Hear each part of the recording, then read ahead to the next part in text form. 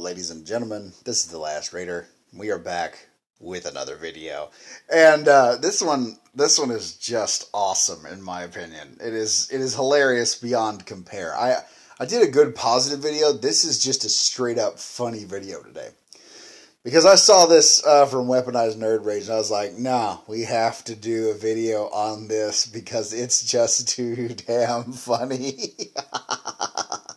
So, what we have here is Jezabel.com, who's trying to, let me put it like this. She's the meme of, hello, fellow kids. This is Jezabel's hello, fellow gamers moment, okay? Someone got in here, tried to pretend that they were a gamer, and ended up looking like a complete idiot because they tried to create some faux outrage, and this is pretty much, if you know anything about gaming journalists, if you've seen how they do stuff, most of their stuff is faux outrage, and this is just par for the course. This is just the faux outrage grifters, the Anita Sarkeesian occultists going out there and proving just how stupid they are. Okay? Proving that everything that they've done is just one giant colossal grift. So here we go. Who forgot to invite Chun-Li to Mortal Kombat? Just think for a minute. What franchise is Chun-Li for? Just think about why would Chun-Li not be in Mortal Kombat, folks? As we read through this faux outrage articles, you can tell in this article they're trying to push some sexist. They're trying to claim some sexism here by going through it. Like, oh, they've made some serious, this whole article is a story unto itself. There's like layers of story within the article. It's great. Just hear it out as we go on. Cinema is back, baby, in a big way. Forget the amateur films of award season where two people stand at the edge of the cliff somewhere in Great Britain, pining for each other, but never finding a way to make their relationship work. There is a new Mortal Kombat hitting an HBO match, and life is fucking good. Okay, we're trying to make ourselves look like we're a gamer. We're trying to look like we're surprised. Just here comes the shots at men right now. Scorsese is shaking in his oversized spectacles watching. No, he's probably not. He's probably looking at this saying, oh, this is so tiring. Because he doesn't like the action. He doesn't like these action movie genre style stuff. He likes more. He wants more of the cinematic storytelling and the artisticness of it. Well, let's keep going. Probably for the 15th time, the trailer for the latest film version that brings to life the gore of the original video game. Well, you are right about this. But this is where. And this is where, right after this point, they've said, oh, the gore of the original video game. This is where someone has heard of Mortal Kombat, but they've never actually played Mortal Kombat. The trailer itself is worthy of at least 2 Oscars for special effects and stunt coordination. I doubt that. Specifically for the preview of a scene where Sub-Zero turns his enemy's blood into a knife. What? Okay, now, the Sub-Zero, this is how you know this person has never played this game. Because fans of Mortal Kombat know, I think it's around Mortal Kombat 8 or Mortal Kombat 9, is when, I could be wrong on this, because it's been a while since I played it. I stopped playing Mortal Kombat at like 10.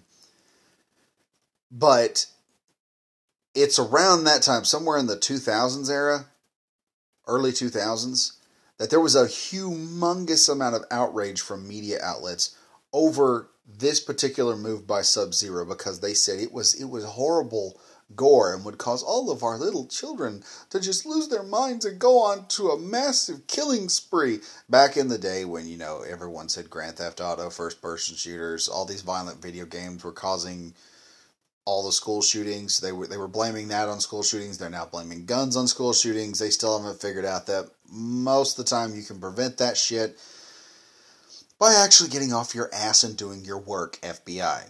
Just letting y'all know.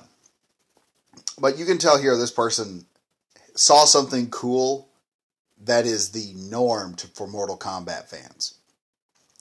They're trying to look like a fan. And it gets really fun here because lots of this nonsense. This is good. Go all on down here. But being the astute film critic that I am, I immediately clocked a glaring error in the film. Where in the realms is Chun-Li? I'm not joking here. We're doing this. I'm telling you, this is not a freaking joke either. I wish this were a fake article. It's not the Babylon Bee, folks, of gaming. This is just a bunch of feminists looking for something to get mad about, and they completely F themselves. We'll just keep going. You'll see how. If there is a battle for the fate of Earth, then don't we need all the greatest warriors gathered, which would include Chun-Li and her spinning bird kick that can knock a man's head off? So you Wikipedia Chun-Li and some of Mortal Kombat before making this article. But you did not Wikipedia franchises. Let's keep going. I think I know why Chun-Li is not in Mortal Kombat. She's probably out fighting Bison right now as a member of Interpol. Jumping around, working. She's probably banging Lieutenant Guile because man, she may be Chinese, but she can't get over that American D right there. Probably getting jealous with Cammy running her because Cammy's got the balls to run around in like a thong leotard. By the way, she's also trying to chase after that Japanese D, which is Ryu, who just pretty much does his own thing all the time. He's out there trying to fend off Akuma and Bison and many other idiots. This is hilarious. Yeah, I can think of a lot of reasons why Chun-Li is probably not in Mortal Kombat.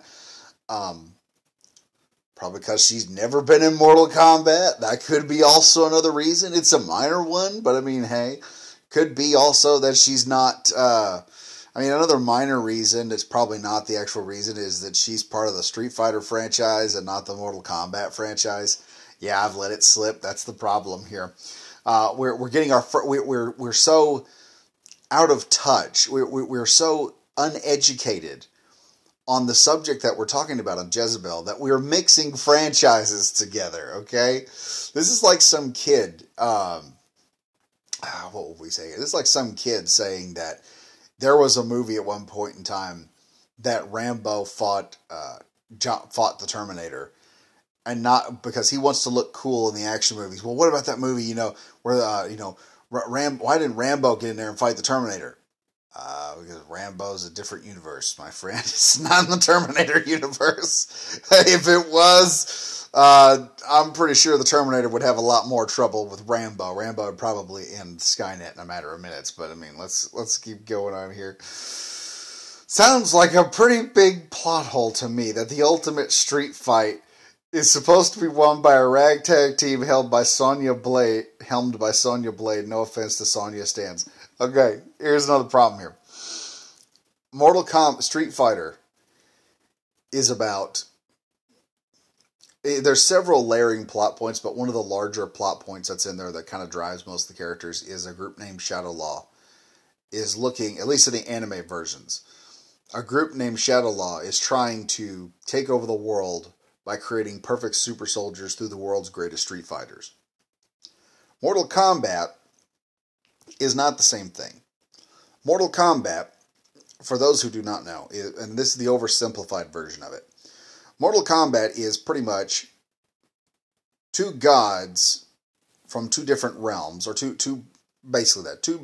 all-powerful beings from two different realms decide the fate of of Earth realm by having combat that has the least collateral damage.